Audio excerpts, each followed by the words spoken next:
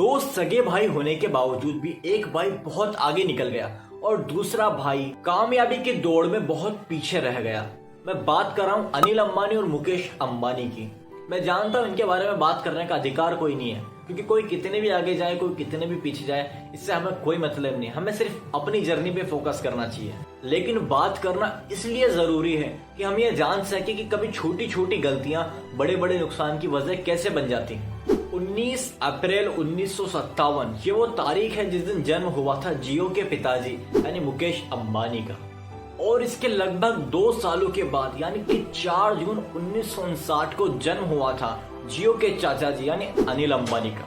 और शुरुआत से ही दोनों भाइयों की शौक राजाओं वाले थे और इनको फैसिलिटी भी काफी मिली हुई थी। और इनके लिए तो ये लाइन भी सूट करती है कि ये अंबानी की औलाद है।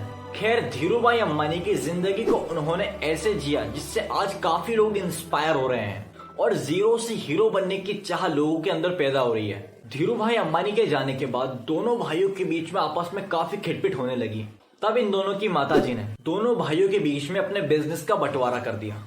अनिल अंबानी के हिस्से में आया रिलायंस कमर्शियल कॉर्पोरेशन, जिसमें ये फाइनेंस और पावर सप्लाई जैसे बिजनेस मैनेज करते थे। और वहीं मुकेश अंबानी के हिस्से में आया रिलायंस इंडस्ट्री लिमिटेड। लेकिन अनिल अंबानी इस फैसले से भी खुश नहीं थे, तो उन्होंने मुकेश अंबानी से रिलायंस टेलीकम्युनिकेशन को भी मांगा, जो कंपनी खुद मुकेश अंबानी द्वारा निर्मित की गई थी। जब उन्होंने कई बार इसके लिए आवाज उठाई तो मुकेश अंबानी ने अपनी स्वनिर्मित कंपनी रिलायंस टेलीकम्युनिकेशन को भी अनिल अंबानी को दे दिया।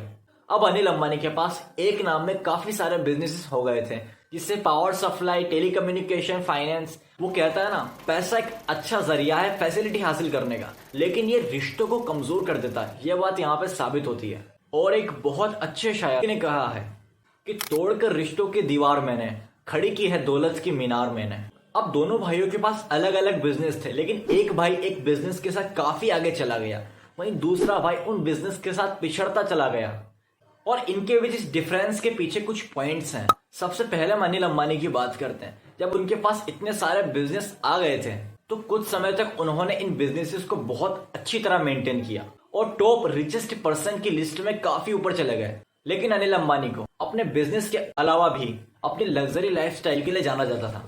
अनिल अंबानी के पास जब काफी सारा पैसा था और उनका बिजनेस बहुत सेट चल रहा था, तब उनसे कुछ गलतियां हो गई, जिनमें से सबसे बड़ी गलती ये थी, काफी सारी कंपनियों के साथ कोलैब कर लिया और नई नई कंपनियों में काफी पैसा इन्वेस्ट किया, क्योंकि उन्हें हाईली रिटर्न और बहुत जल्दी चाहिए था। कि इन्हीं गलतियों की वजह से उनका काफी सारा पैसा डूब गया। इसी के साथ साथ उन पर कर्ज भी हो गया। लेकिन मुकेश अंबानी ने अपने एक ही धंधे के ऊपर इतना ज्यादा फोकस किया कि आज टॉप रिचेस्ट पर्सन की लिस्ट में उनकी पोजीशन को हम सब जानते हैं। और जो उन्होंने अपनी खुद की बनाई हुई कंपनी रिलायंस टेलीकम्युनिकेशन अपने भाई को दे दी थी, उसके बाद भी उनका इंटरेस्ट टेलीकम्युनिकेशन के अंदर और ज्यादा बढ़ गया और उन्होंने एक और टेलीकम्युनिकेशन कंपनी बनाई, जिससे आज हम जियो के नाम से जानते हैं। और हम ये भी जानते हैं कि जियो आज कितना बड़ा नेटवर्क बन चुकी है। मुकेश अंबानी अपने पिता से मिले बिजनेस को आज काफी आगे लेके चले गए, वहीं अनिल अंबानी अपने पिता से मिले काफी बिजनेसेस को आज खो चुके हैं। और कहीं ना कहीं मुकेश अंबानी की सक्सेस के पीछे उनकी सादगी का बहुत बड़ा हाथ है। By the way, top richest person में से